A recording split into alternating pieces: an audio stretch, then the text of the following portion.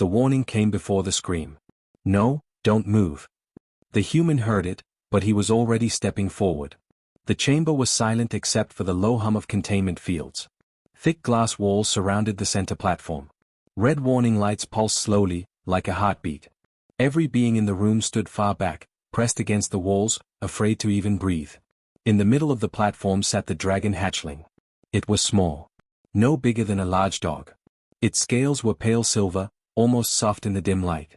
Thin smoke drifted from its nostrils with every breath. Its claws scratched the metal floor, slow and uncertain. The sensors above it glowed with warning symbols. Lethal. Unstable. Do not approach. Everyone knew the rules. Dragon hatchlings were not weak. They were more dangerous than adults. Their fire was wild. Their instincts were sharp. One touch could melt bone. One breath could shut down a city block. That was why the hatchling had been taken from its nest.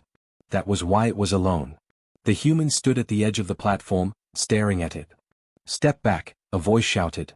That's an order. The guards raised their weapons, hands shaking. Scientists backed away, their screens flashing red. Some turned their faces, unable to watch what they believed was about to happen. The human did not wear armor. He did not carry a weapon. He wore simple clothes. His hands were empty. He took another step. Stop, someone screamed. Too late. The hatchling noticed him. Its head lifted sharply. Its eyes, bright, molten gold, locked onto the human. The temperature in the room jumped instantly. Warning alarms screamed as heat levels spiked. The guards shouted again. Fingers tightened on triggers. The human raised his hands slowly. I know, he said quietly. His voice did not echo. I see you. The hatchling hissed. A thin line of flame leaked from between its teeth and splashed harmlessly against the containment field. The glass shimmered, barely holding. Several beings cried out in fear. This is madness, an elder whispered. He's going to die. The human stepped past the final safety line. The alarms became deafening. Every protocol was breaking at once. The hatchling spread its wings, small, torn-looking thing still stiff from birth. Smoke rolled off its body. The metal floor beneath it began to glow faintly red. This was the moment everyone expected death. The human did not stop. He moved slowly, carefully, like someone approaching a frightened child instead of a living weapon. The hatchling lunged. Gasps filled the room. In a single motion, faster than anyone expected, the creature crossed the space between them. Its claws lifted. Its mouth opened wide. The guards fired. Energy bolts slammed into the containment field, not the hatchling. Emergency systems locked their weapons mid-shot. The room descended into chaos. And then, silence. The hatchling was no longer attacking. It was pressed against the human's chest. Both of his arms were around it. He had hugged it. The alarms cut out one by one. The temperature dropped so fast that frost formed briefly on the glass walls. No fire came. No scream. The hatchling froze, its claws resting against the human's back. Its head tucked under his chin. Its wings folded inward, tight and small. The human did not move. He held the creature gently, one hand resting between its shoulder scales, the other steady against its side. His breathing was slow. Even. I've got you, he murmured. The room stood still. Sensors flickered, confused. Readings dropped to levels no one had ever recorded in dragon biology. Stress indicators vanished. Aggression markers flatlined. A scientist whispered, "That's impossible." The elder stepped forward, trembling. No dragon allows touch at birth. None. The hatchling made a sound. Not a roar. Not a hiss. A low, broken chirr, uneven, uncertain. It shifted closer to the human, claws loosening their grip. The human lowered himself carefully to the floor, never breaking contact. He sat, back straight, the hatchling curled in his lap like it belonged there. Only then did the room realize something else. The hatchling was shaking. Tiny tremors ran through its body. Heat leaked out in uneven waves, like a fire trying to go out on its own. "It's scared," someone said softly. That word had never been used for dragons. The human nodded, as if he had known all along. "Yeah," he said. "I figured." Outside the chamber, alarms finally stopped completely. Inside, fear was replaced with something far worse. Confusion.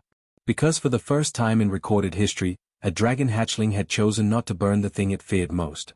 It had chosen to hold on. And the galaxy was about to learn that humans did not survive monsters by fighting them. Sometimes, they survived by being the first thing that did not run away. The silence did not mean safety. No one in the chamber moved. No one breathed too loudly. Every eye stayed locked on the human sitting on the floor, the dragon hatchling curled against his chest like a living ember that had chosen not to burn. But the sensors were still active. Numbers began to climb again. Slowly. Steadily. A technician whispered, "Readings are changing." The hatchling shifted. Its claws flexed once, scraping lightly against the human's back. A ripple of heat passed through its scales, subtle but unmistakable. The metal floor beneath them darkened again. The guard stiffened. "Get him out," a commander said under his breath. "Now. Before it decides otherwise." No one finished the sentence. The human felt it too. He did not pull away. He adjusted his grip, one arm tightening just enough to keep the hatchling steady, the other hand pressing firmly between its shoulders. "Easy," he murmured. "I'm still here." The hatchling's head lifted. Its golden eyes opened wider, unfocused, flickering like fire caught in a storm. Its breathing quickened. Smoke leaked from its nostrils again, thicker this time. The alarms did not restart. That was worse. The system had no category for what was happening. A scientist leaned closer to the glass, fingers flying over a console. "It's not aggression," she said, confused. "It's overload." "Explain," the elder demanded. "Dragon hatchlings don't just produce fire," the scientist said slowly. "They absorb energy, heat, emotion, stress in the environment." She swallowed. "We've never seen one calm enough to show it before." The hatchling suddenly cried out. A sharp, broken sound tore from its throat. Flame burst from its mouth, not aimed, not controlled. The containment field flared violently as the fire struck it, washing the chamber in blinding orange light. Several beings screamed. The human was still inside the blast radius. The heat slammed into his back. His clothes smoldered. Pain flared across his shoulders and neck. He did not let go. He pulled the hatchling closer, curling his body around it, turning slightly so the worst of the heat hit him instead of the creature. "It's okay," he said, voice strained but steady. "You don't have to do that." The fire stopped. Just like that. The hatchling sagged in his arms. Its wings drooped, trembling. Its body temperature spiked wildly, then dropped, then spiked again, erratic, unstable. "It's burning itself out," a medic whispered. "If this continues, its core will collapse." The elder's eyes widened. "Then separate them. Now." "No," the scientist said sharply. "If we pull them apart, the stress spike will be lethal." The room froze again. There was no correct option. The human shifted slightly, wincing as he moved. Blistered skin cracked under his collar. He inhaled slowly through the pain. "It's not attacking," he said. "It's panicking." The hatchling's claws tightened suddenly, digging into his back, not to harm, but to hold. Its head pressed against his throat. Heat pulsed unevenly from its chest. "I know," the human whispered. "You don't know what to do with all that fire yet." The hatchling shuddered. Something strange happened. The heat around them began to flow. Sensors spiked again, but this time in reverse. Thermal readings showed energy moving away from the hatchling and into the human's body. His temperature rose sharply. Sweat soaked his skin. His heartbeat accelerated. "Impossible," the scientist breathed. "Humans can't absorb that level of thermal output." The human clenched his jaw as pain tore through him. His muscles locked. His vision blurred. But he stayed. "I've got you," he said again, rougher this time. "Let it out." The hatchling exhaled. Not fire. Heat. A long, trembling breath poured into the human's chest and arms. The metal beneath them cooled. The air cleared. Smoke vanished. The hatchling went limp. For one terrifying second, the room thought it had died. Then its chest rose. Slow. Even. Stable. Readings across the chamber flattened into calm green lines. The human slumped slightly, breathing hard. His arms shook, but he kept them wrapped around the small, warm body in his lap. Medics rushed forward, stopped by the glass. The elder stared in disbelief. What did you do?" The human smiled faintly, eyes half closed from pain and exhaustion. "What humans always do," he said. "When something's hurting and doesn't know how to stop." He looked down at the sleeping hatchling. "We hold it until it passes." Across the chamber, no one spoke. Because the truth was settling in, heavy and unsettling. The dragon had not spared the human. The dragon had used him. And the human had let it. And for the first time in the galaxy's long history, a dragon's fire had not destroyed something. It had been shared. They did not take the hatchling away. No one dared. The human remained seated on the chamber floor, his back against the containment wall, the dragon hatchling still curled in his arms. Medics hovered on the other side of the glass, arguing in low, urgent voices. Elders whispered. Scientists stared at their screens as if the numbers might change if they looked long enough. They didn't. The hatchling slept. Not the shallow, twitching rest common to newly hatched dragons, but deep, steady sleep. Its breathing was slow. Its core temperature held perfectly balanced. The violent energy spikes from earlier were gone, replaced by a calm baseline no one had ever recorded. A scientist broke the silence. We're seeing memory activity. The elder turned sharply. Define that. Dreaming, she said. Or something like it. That made the room uneasy. Dragons were not supposed to dream. They are born with instinct, another researcher said. Combat patterns. Territory recognition. Threat response. That's it. The first scientist shook her head. Not this one. Neural scans show something else forming. Emotional imprinting. Every elder stiffened. On whom? One asked, though everyone already knew the answer. The human shifted slightly as the hatchling stirred. He winced as pain flared across his burned shoulders, but he adjusted his grip so the creature remained comfortable. The hatchling made a small sound in its sleep. Its claws flexed once, then relaxed. A projection appeared above the platform, archived dragon records, ancient and rarely accessed. Dragons evolved alone, the scientist said quietly. They hatch in hostile environments. Volcanic nests. Dead worlds. No parents. No care. Survival is solitary. Images flickered, dragon hatchlings tearing free of stone, crawling into firestorms, fighting siblings for heat and space. They never learn comfort, she continued. They learn endurance. The elder's voice was tight. And yet this one sought it. The scientist nodded. That's what terrifies me. The human looked up at the glass. You're not wrong, he said. But you're missing something. All eyes turned to him. He spoke gently, as if explaining something fragile. You're acting like it made a choice based on logic. He looked down at the sleeping hatchling, his thumb resting lightly against the edge of one scale. It didn't, he said. It reacted to something it didn't understand. A guard scoffed nervously. And what was that? The human didn't answer right away. Instead, he shifted his hand slightly, pressing it flat against the hatchling's chest. The creature's heartbeat was fast but steady. Warm. Alive. Touch, he said. The word landed strangely in the chamber. Every species you've ever catalogued, he continued, has some version of it. Physical reassurance. Contact. Something that says you're not alone, even if the world is trying to kill you. He exhaled slowly. This one was born into alarms and weapons. The room went quiet. The scientist's eyes widened as she studied her data again. Neural pattern matches confirmed. Stress response pathways are downregulated. Fear processing is altered. Altered how? The elder asked. She hesitated. It's learning that fear doesn't always mean destruction. That sentence sent a ripple through the chamber. An elder stepped closer to the glass, his voice barely a whisper. Dragons are feared because they do not hesitate. The human nodded. Yeah. I know. The hatchling shifted again, pressing closer. One wing draped over the human's arm without waking. And now? The elder asked. The scientist swallowed. Now it's associating safety with a human. The words hung in the air like a verdict. That's impossible, a commander snapped. Humans are fragile. Short-lived. Unimportant. The human smiled faintly. That's kind of our thing. He looked tired. Very tired. But we're good at one thing you're not measuring, he added. And what is that? The elder asked. Staying, the human said. The hatchling's tail twitched once, lazily, like a sleeping animal content in its place.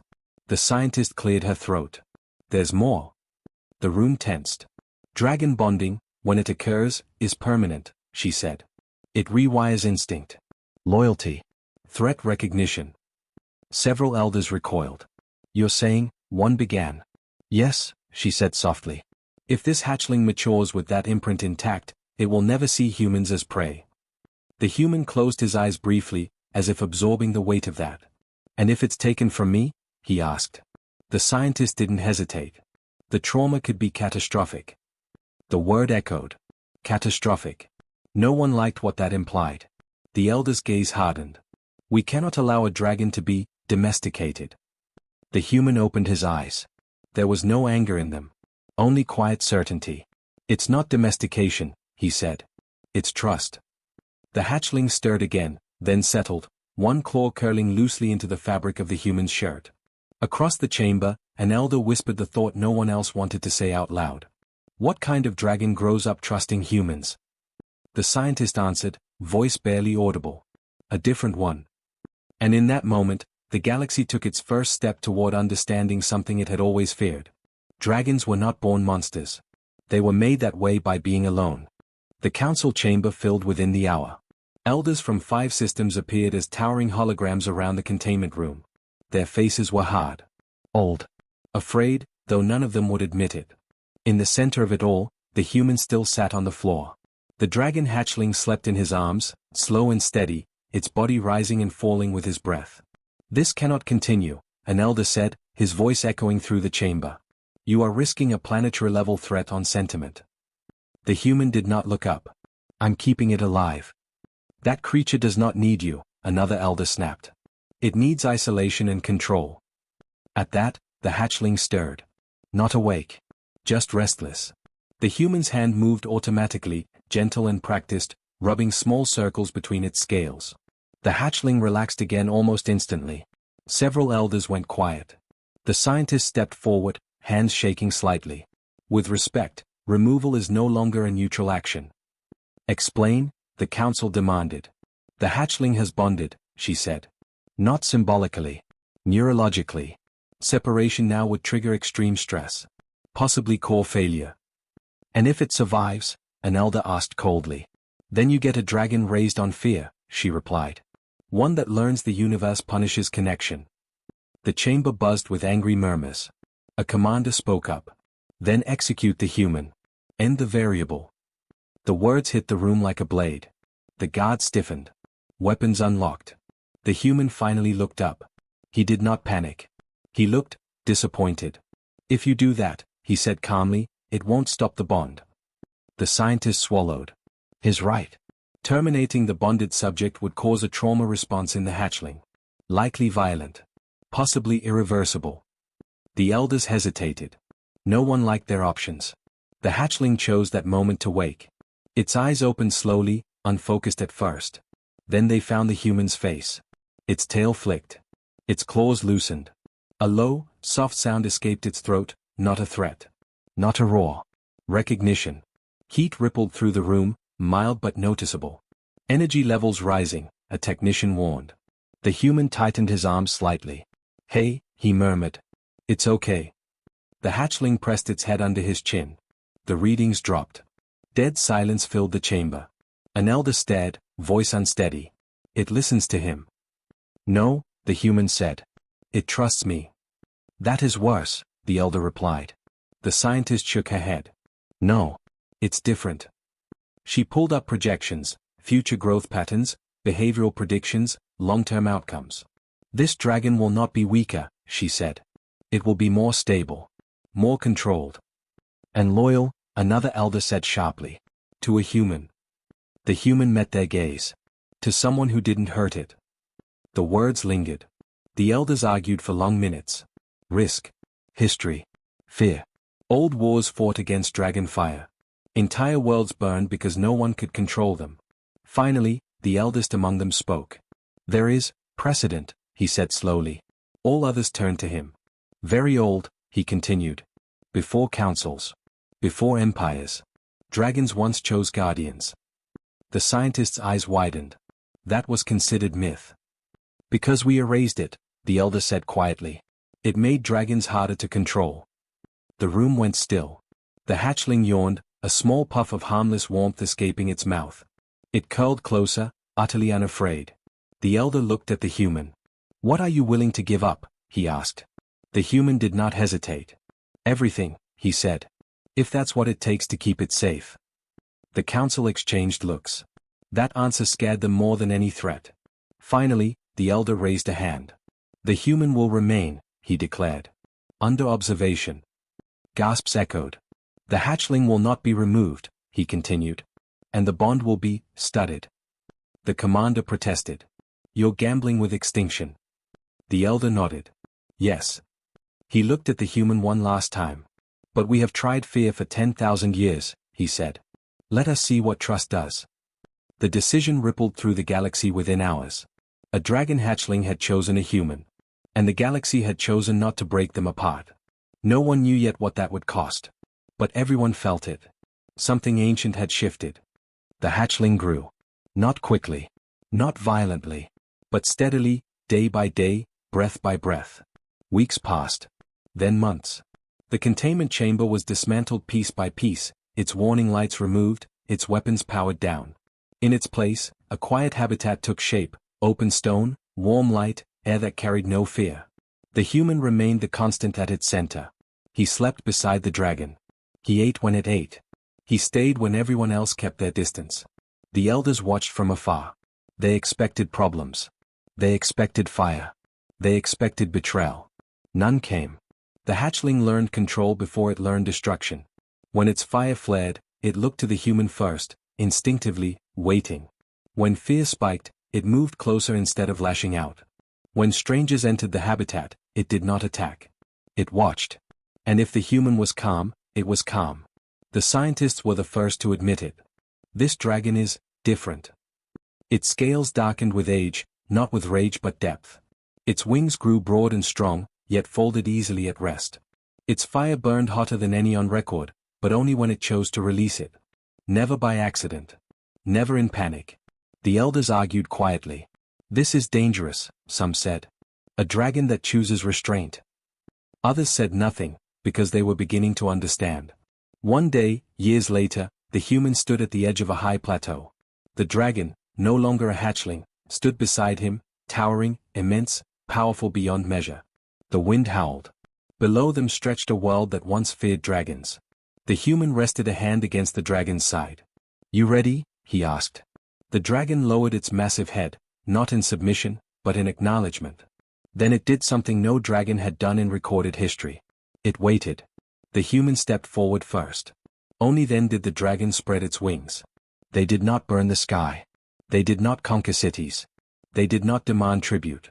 They flew. Together. Across the galaxy, reports spread faster than disbelief could stop them. A dragon had refused to attack. A dragon had shielded human vessels during a solar storm. A dragon had stood between a colony and annihilation, and chosen defense over destruction. And always, beside it, was a human. Not a master. Not a king. Just someone who stayed. The elders finally understood the cost of their choice. They had not tamed a dragon. They had changed what dragons could become. And in doing so, they had revealed a truth the galaxy could no longer ignore.